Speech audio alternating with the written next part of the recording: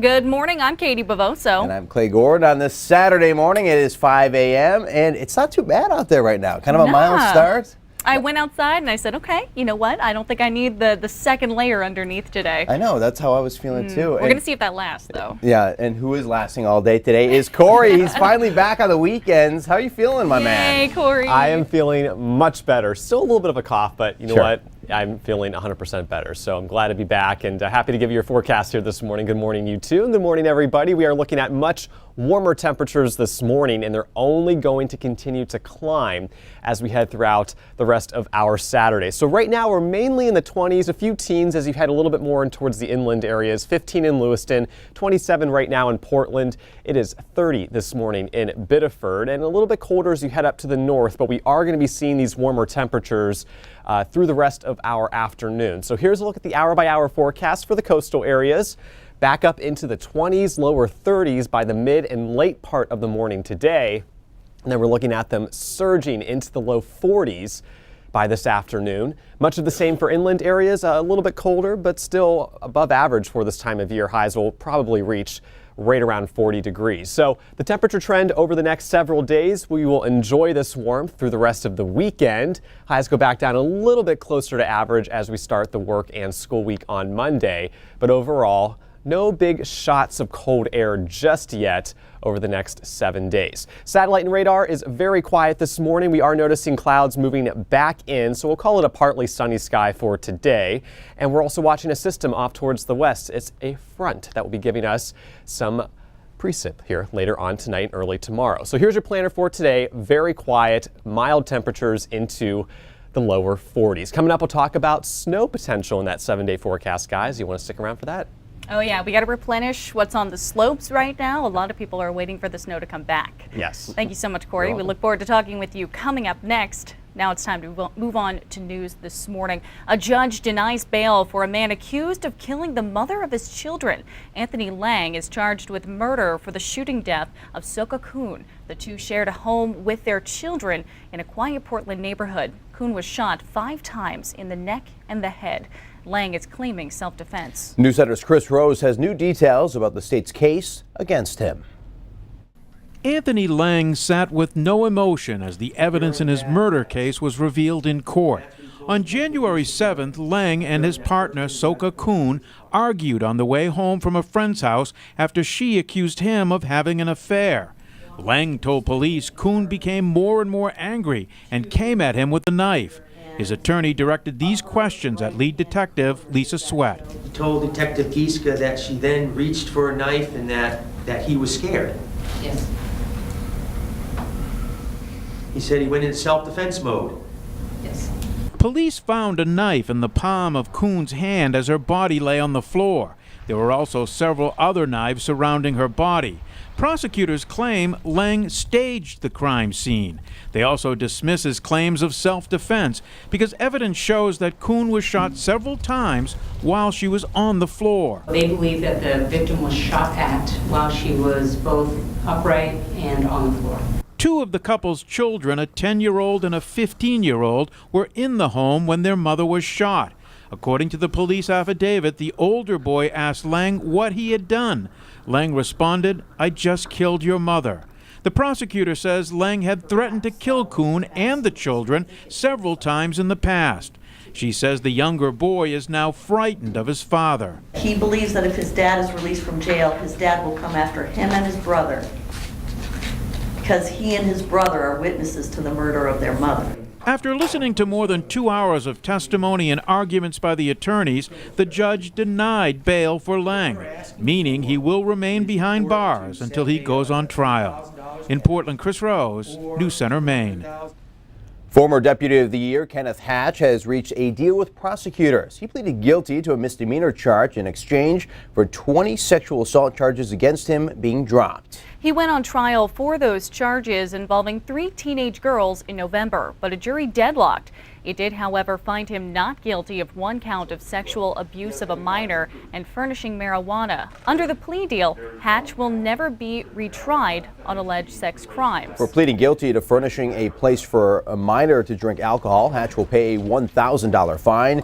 He will not serve any jail time. Hatch was fired from his job last month after an internal investigation by the Lincoln County Sheriff's Department. State lawmakers are expected to give final approval to rename a bridge in Gorham in honor of a Marine who died while serving at a Marine base in Arizona 7 years ago. This bridge over Route 112 in Gorham would be named the Joshua P. Barron Memorial Bridge. Barron's father chose the bridge because it leads to Standish, where his son grew up. He says honoring his son is a way to channel his grief. The 22-year-old was discovered in March of 2011 in a canal with a gunshot wound to the back of his head. Police ruled the death a suicide, but the cause was undetermined. His family tried to get the case reopened, pointing to evidence found at the scene, but was denied by military investigators. I can't say a form of closure, but it helps.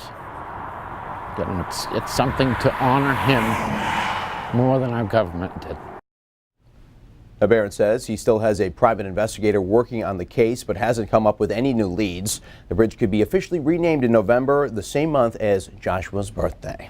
The Maine Turnpike Authority is keeping an eye on an emergency bill introduced into this session of the legislature. If passed, it could change the way drivers are charged along the entire length of the highway. The York Toll Plaza is the first toll you see when you drive into Maine. It brings in about $15 million a year. The Maine Turnpike Authority plans on tearing it down and rebuilding it with both open road tolling and cash lanes starting this summer. Representative Lydia Bloom, a Democrat from York, is sponsoring an emergency bill. It suggests taking the cash booths out entirely with the hopes of making the roads safer and more efficient. We're talking about safety here. If we have the technology to save at least one life, we should do it. That's how I feel about it. That's what our job is as state representatives. So you wind up losing almost half of the revenue that you used to collect by cash. And how do you make it up? You double the toll on everybody that pays. Now, there is a public hearing on this bill in front of the Transportation Committee. That's scheduled for 1 p.m. on Tuesday. Maine voters will likely decide on yet another controversial referendum next fall. This one is about home health care. The Maine People's Alliance turned in petitions yesterday to the Secretary of State to force a statewide vote on its plan for universal home care. If passed, the referendum would raise money to provide home health care to all those who need it, regardless of income. The cost would be covered by a new payroll tax on incomes over $128,000. It would bring in an estimated $310 million per year. Republican leaders say that tax increase would be harmful to Maine, but referendum supporters say people should not be forced to go into nursing homes because they can't afford it. Everybody has an aging parent or aunt, or we all are going to be old, let's face it, God willing. And I think that this is an issue that every single person in Maine can identify with and understand. You can't have an endless pool of money and keep taxing people, because you're going to drive those people and those businesses out of the state of Maine. The petitions have about 67,000 signatures. Assuming they are certified by the Secretary of State, the issue is expected to be on the referendum ballot in November. The sister of actor Patrick Dempsey is leaving the cancer center inspired by their mother. Mary Dempsey, a community service coordinator, departed last month from the Dempsey Center before it formally separated from Central Maine Healthcare to become its own nonprofit. Mary Dempsey said it was time to pursue other opportunities, but that the cancer center will always be in her, quote, heart and soul. Mary's mother, Amanda Dempsey, in her personal battle with cancer, inspired siblings Patrick, Mary, and Alicia Dempsey to create the center in 2008. She died in 2014.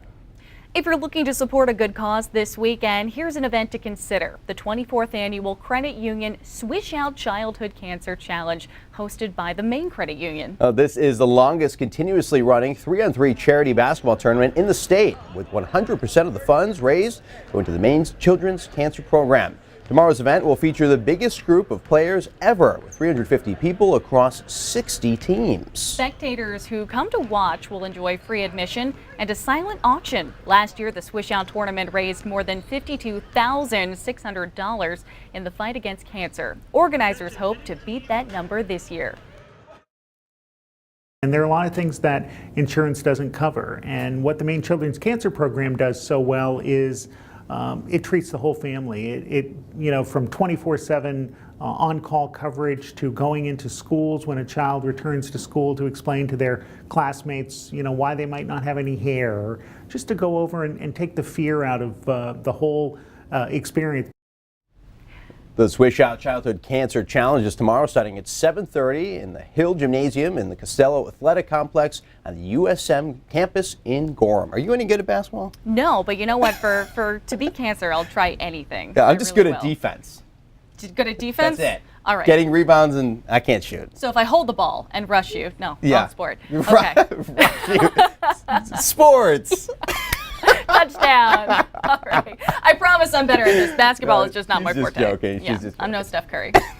Before we go to break, though, you may have noticed that News Center has a new look. Look at that. Ooh. One of the biggest changes you will notice is the lineup at the bottom right-hand corner. It's over there. You got to point to it. There you go. It displays during parts of the newscast to give you an idea of the stories coming up. We've also incorporated a little more color into our graphics, along with some new music as well. There are new weather graphics too. Take a look at them. Most notably during the 5- and 7-day forecast. These changes are designed to make your viewing experience even better. We hope you like the new look as much as we do, but we want you to know, we want you to let us know what you think. Definitely. If I could say it the right way. Yeah, let us know about our diction too. What can you say? I was so focused on the graphics that I couldn't remember what I was saying there. Exactly. They're cool. You'll see more of them coming up because Corey is going to give us a look at how today and the rest of the week is shaping up weather-wise. Don't go away.